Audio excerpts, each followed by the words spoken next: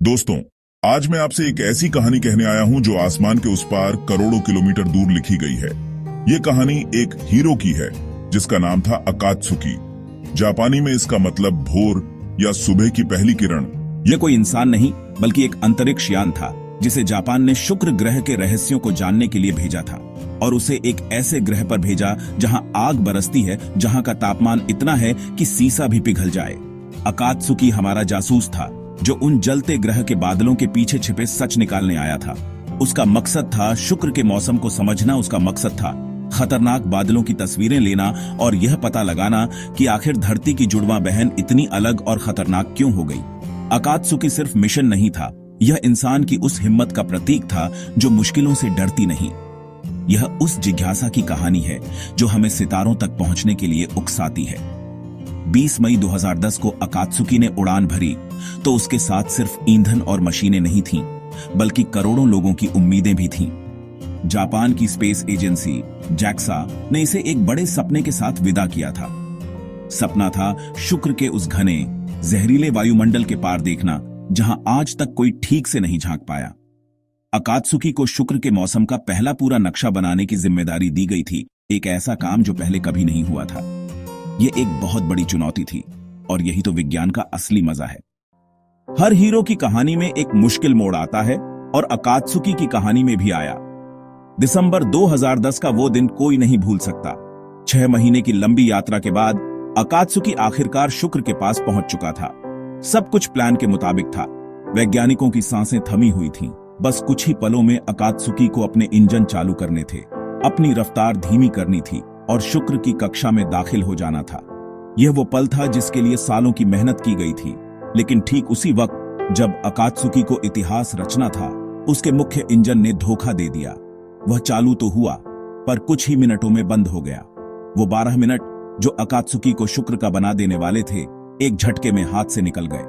हमारा हीरो, हमारा जासूस शुक्र की कक्षा में दाखिल होने के बजाय उसके पास से तेज रफ्तार में गुजर गया और गहरे अंधेरे अंतरिक्ष में कहीं खो गया। धरती पर बैठे वैज्ञानिकों के लिए यह एक दिल तोड़ने वाला पल था। कल्पना कीजिए, आपने सालों तक एक सपने को जिया, उसे अपनी आंखों से पूरा होते देखा और आखिरी पल में वो सपना टूटकर बिखर गया। उम्मीद की किरणें अचानक निराशा के अंधेरे में बदल गईं। अकात्सुकी अब अकेला था, सूर्य के चारों ओर एक अनजान रास्ते पर भटक रहा था।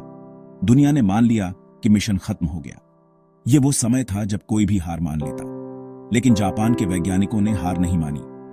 उन्होंने हिसाब लगाया और पाया कि 5 साल बाद अकात्सुकी फिर शुक्र के पास से गुजरेगा। 5 साल, यह विज्ञान के इतिहास की सबसे बड़ी वापसी की कहानी बनने वाली थी। 5 साल का लंबा इंतजार। सोचकर देखिए, हर दिन हर पल उस एक मौके का इंतजार करना जो शायद कभी आए ही ना। अकात्सुकी सूरज के बहुत करीब से गुजरा था और उसका तापमान बुरी तरह बढ़ रहा था। वैज्ञानिकों ने उसे बचाने के लिए उसके कुछ हिस्सों को बंद कर दिया, उसे हाइबरनेशन या लंबी नींद में डाल दिया ताकि वो मुश्किल वक्त झेल सके। धरती पर इंजीनियर एक नया प्लान बना रहे थे। मुख्य इंजन तो खराब हो चुका था, इसलिए उसे इस्तेमाल नहीं किया जा सकता था। अब सवाल था कि यान को धीमा कैसे किया जाए।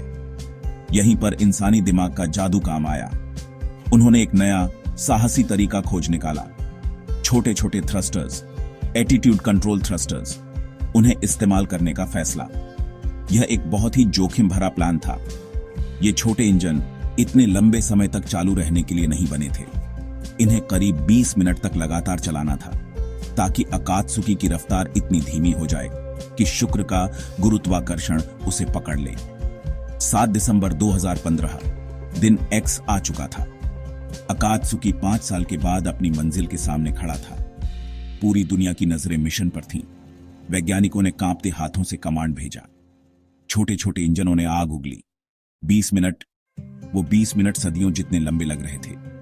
हर एक पल के साथ धड़कनें तेज हो रही थीं और फिर खबर आई। अकात्सुकी ने कर दिखाया था। हमारा हीरो, हमारा अकात्सुकी आखिरकार शुक्र की कक्षा में पहुंच चुका था।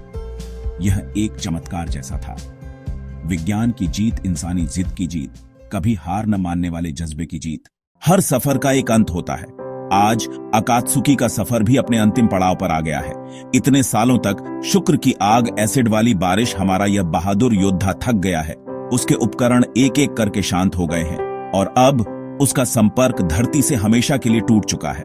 वह अब शुक्र की कक्षा में एक खामोश परछाई की तरह घूमता रहेगा, जब तक कि एक दिन वह धीरे धीरे उस ग्रह के वायुमंडल में समाकर जल न जाए। यह एक विदाई है, और विदाई हमेशा भारी होती है। अलविदा अकात्सुकी। तुमने हमें सिर्फ डेटा तस्वीरें नहीं दी, तुमने हमें उम्मीद दी है।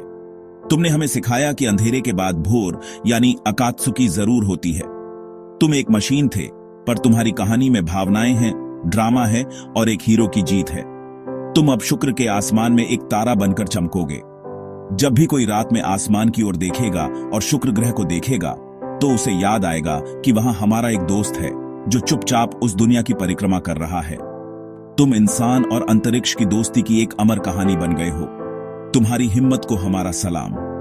अकात्सुकी के जाने के बाद एक सवाल हवा में तैर रहा है, अब शुक्र पर कौन है? जवाब है, कोई नहीं। नासा इसरो भविष्य में शुक्र पर मिशन भेजने की योजना बना रहे हैं, लेकिन उसमें अभी कई साल लगेंगे। यह रिश्ता हमारी उस गहरी प्यास को दिखाता है जो हमें इस ब्रह्मांड में अपनी जगह खोजने के लिए प्रेरित करती है।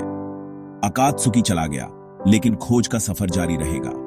नए हीरो आएंगे, नई कहानियां लिखी जाएंगी, क्योंकि जब तक आसमान में एक भी तारा टिमटिमा रहा है, इंसान का मन सवाल पूछता रहेगा और उसके कदम अंतरिक्ष की ओर बढ़ते रहेंगे। अलविदा दोस्त। शायद